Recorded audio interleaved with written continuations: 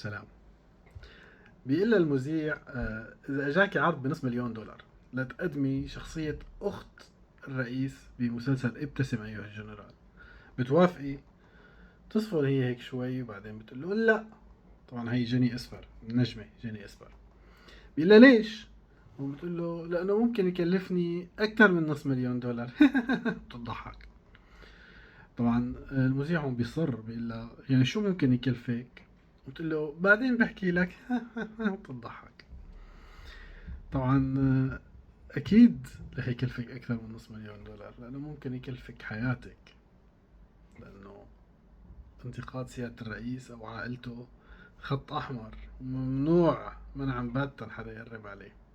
طبعا هي بتحاول ترقي آخر شيء وبتقول إنه أنا عندي مبدأ وما بدي أخسر الجهة اللي أنا مقتنعة فيها ومن هذا الحكي.